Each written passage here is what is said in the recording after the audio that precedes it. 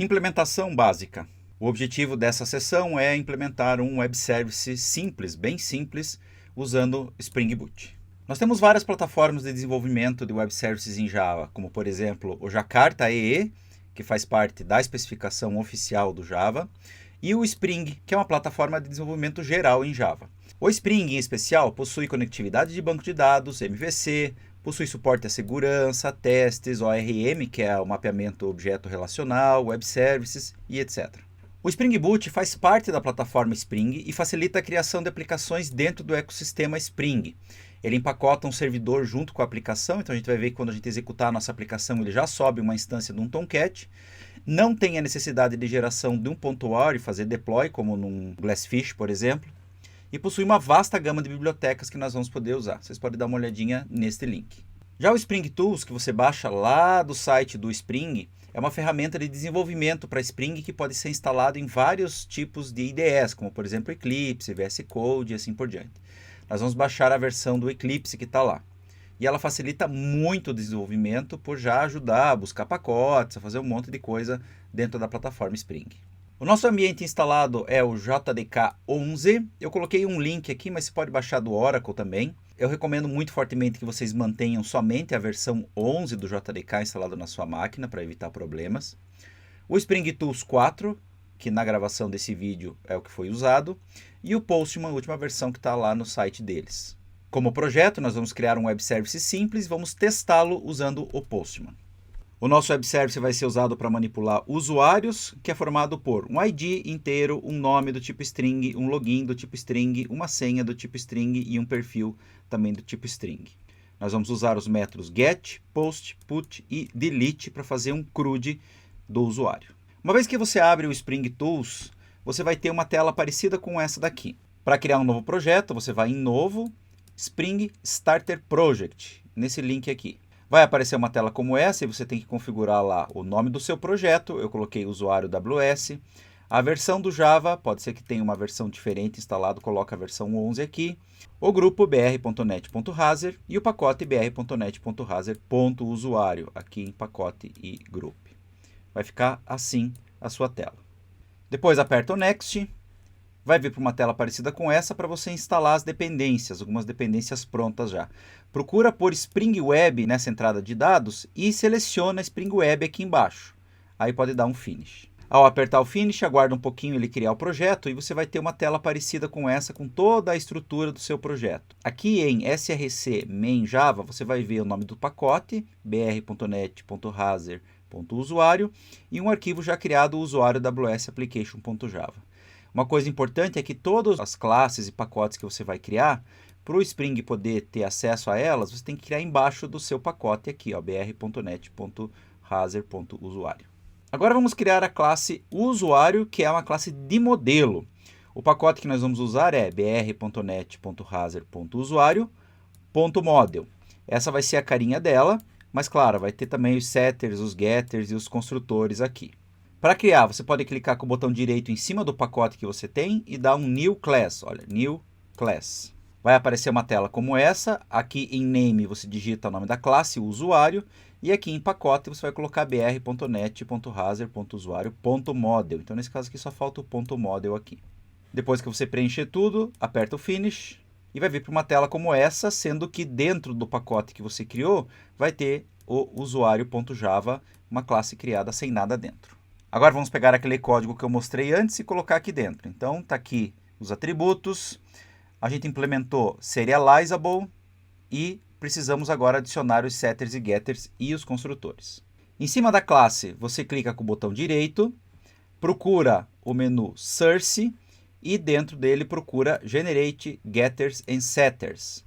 Vai aparecer uma tela como essa, garanta que estão todos marcados e aperta Generate. Com isso, você vai ver que todos os setters e getters vão estar aqui.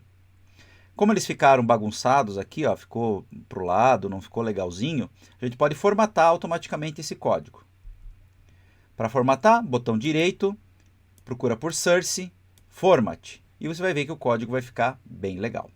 Da mesma forma que nós criamos os setters e getters, nós precisamos criar dois construtores, o construtor sem parâmetros e o construtor com todos os parâmetros.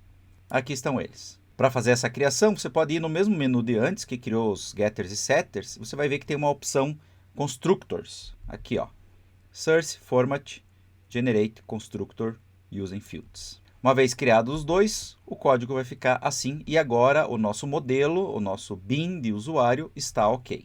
Próximo passo, criar uma API REST. Nós vamos criar a classe usuário REST. Como nós não vamos acessar o banco de dados ainda, nós vamos manter uma lista de usuários estática, mas que pode ser alterada por conta dos métodos que nós vamos chamar.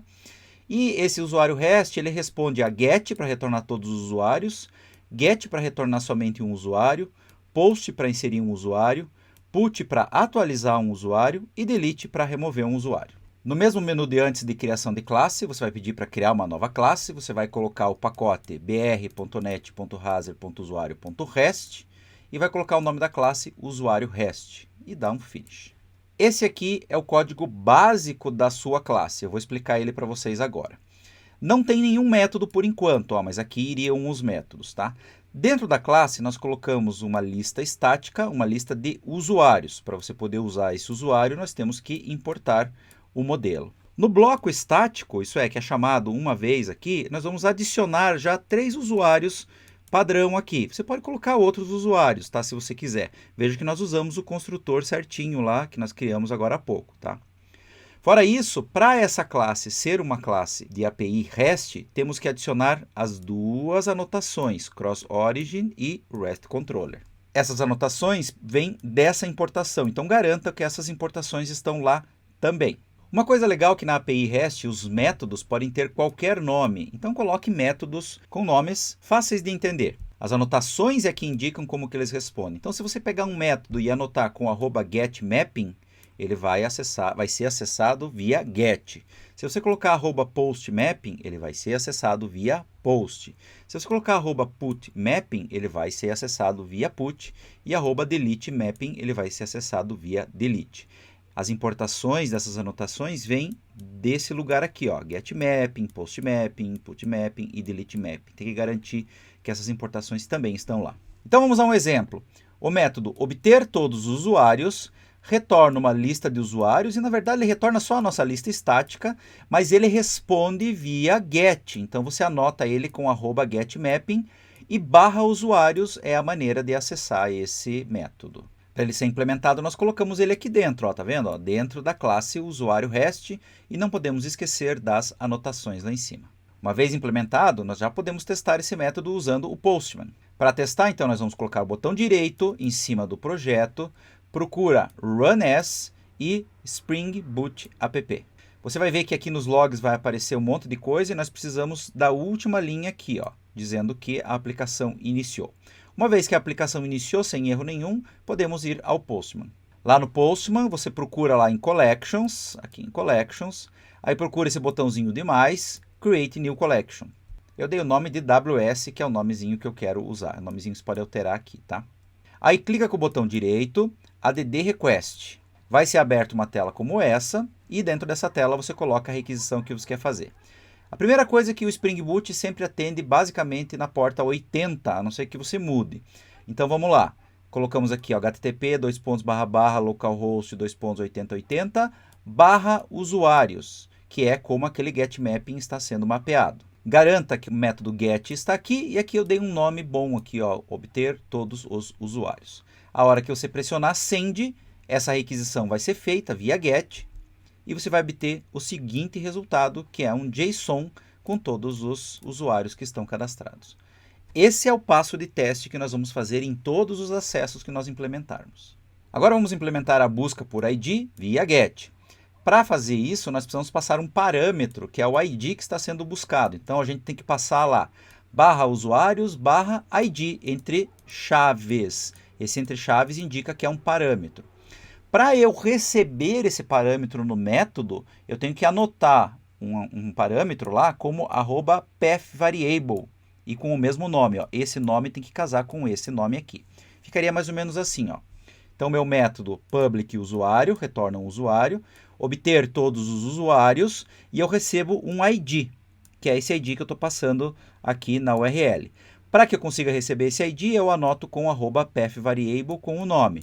Para eu anotar que esse método vai ser chamado via get, @getMapping barra usuários, barra ID. Aqui dentro do método eu só implementei um lista.stream para transformar num stream. Eu filtrei todos os usuários que possuem o ID igual, procura qualquer um, caso contrário retorna null. E eu só retorno o que está aqui. Você pode implementar isso de outro jeito se você quiser, se você não tem fluência com essa biblioteca de stream do Java, pode implementar de outro jeito, não tem problema. Agora vamos criar uma nova chamada aqui, ó, obter por ID. Lá no get você vai colocar http://localhost:/8080/usuários/1. A hora que você apertar o send, vai voltar somente o usuário 1. Perceba que agora é um objeto que é o usuário 1. Vamos implementar agora a inserção do usuário através do método post. Uma diferença entre o método post é que nós vamos passar um parâmetro que é o usuário sendo inserido. Só que esse parâmetro vai ser passado no corpo da mensagem. Então nós precisamos anotar com @requestBody. Vamos lá. Public usuário inserir usuário é o método. Ele recebe um usuário como parâmetro. Para dizer que esse usuário vem do corpo da mensagem, eu coloco @requestBody. Para dizer que esse método vai ser chamado via post, eu anoto ele com @postmapping e qual a URL que eu estou acessando. Aqui dentro eu também fiz a inserção do usuário dentro da minha lista. E esse trecho de código que está aqui é só para eu conseguir encontrar qual é o ID do maior usuário que está lá. E eu coloquei ID mais 1. Se eu não tenho ninguém, eu coloco 1. Se eu tenho alguém, eu coloco o ID mais 1. Então eu adiciono o usuário e retorno o usuário inserido com o ID novo já. Para nós testarmos, nós vamos lá no Postman, vamos criar uma nova requisição. Vamos anotar essa requisição como post. Vamos trocar a URL para localhost:/8080/usuários. Aí você vai escolher headers, aqui. Vamos colocar content type application/JSON. Isso aqui tem que estar aqui, porque senão o servidor não consegue saber que ele está recebendo um JSON. Depois disso, você escolhe body, escolhe raw e coloca um JSON de um usuário sendo inserido. No caso aqui, ó, abre chaves, fecha chaves. Aí eu coloquei ID igual a 1, nome :razer, login :razer, senha :razer, perfil admin. Eu vou apagar aqui só para vocês verem como é que está. Esse 1 pode ser qualquer número aqui, porque se você lembrar do método que a gente implementou, ele vai procurar o usuário de maior ID e colocar mais 1 aqui. Depois disso, aperta o send. Como resultado da inserção, você vai receber o novo usuário inserido com o ID novo. Para você ver se ele está realmente na lista, basta você clicar aqui em obter todos os usuários, pedir para fazer a requisição e lá embaixo tem que vir o novo usuário com o novo ID. Vamos implementar agora a alteração de usuário através do método put. O put usa os dois tipos de parâmetros que nós vimos. Usa o path variable e o request body. No path variable nós passamos o ID do usuário que nós queremos alterar e no request body o novo usuário, os novos dados do usuário. Então vamos lá. Public usuário, alterar usuário. Eu passo um ID e passo o usuário. O ID vai ser passado via path variable. Aqui, ó, input mapping /usuários ID e o usuário @requestBody. Esse trecho de código aqui você pode fazer de outro jeito se você quiser, mas ele está buscando, está retornando o usuário que possui aquele ID.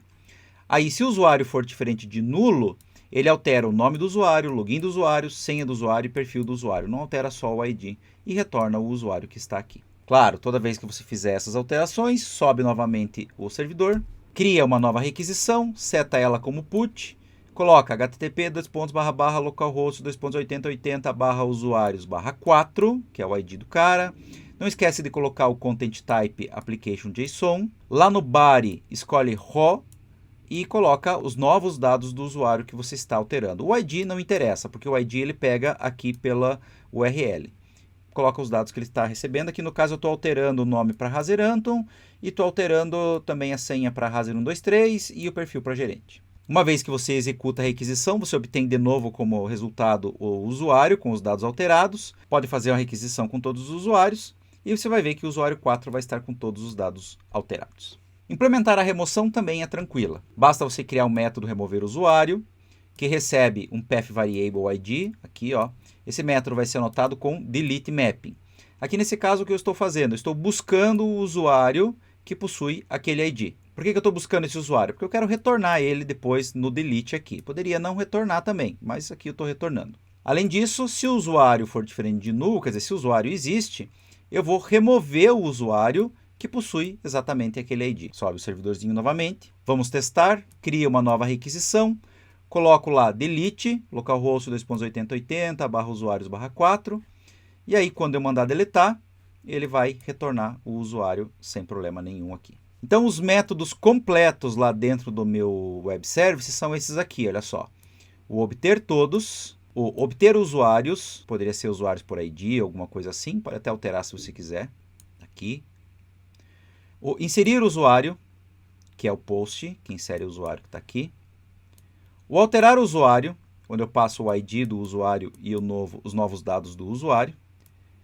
E o remover usuário, onde eu passo o ID e ele remove o usuário. Esse é o trecho de código pronto. Como exercício, vocês precisam implementar esse web service e testar. Com isso, você já tem a base de construção de web service em Spring Boot, e é isso que a gente vai usar para implementar os novos serviços depois. Até mais!